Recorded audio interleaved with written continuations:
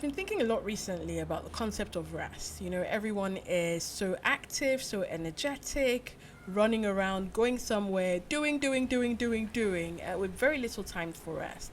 And I started researching or just going through the Bible, seeing, where does rest come in? And in Genesis 2, we see how God talks about, he saw his work and it was good after creation and then he rested. And we can all say, oh, yeah, he was done with his work, he was finished with his work, and so we're not done, we're still in the process of doing, and so we're not resting. But then we take it down to Jesus. The first time that we see Jesus, first and only time that we see Jesus talk about it is finished is at the cross, meaning that the entire 3 years of his ministry, it wasn't finished. But yet, he found time to rest.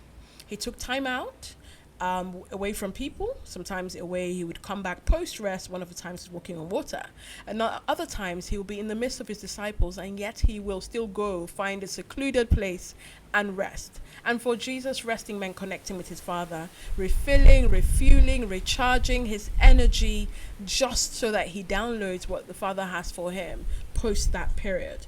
And if immediately God started talking to me about how rest meant, or not resting was prideful, right? And so me not resting was prideful because I'm just thinking that without me, it's impossible for things to happen that concern me.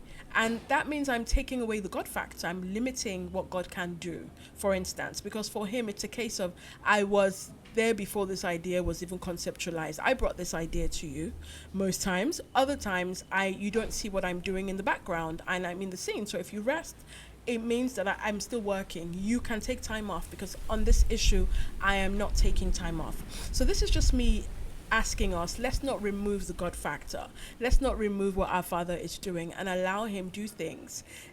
Go back, come up with new ideas, download new things to us while we rest. And on that note, I'm off to rest.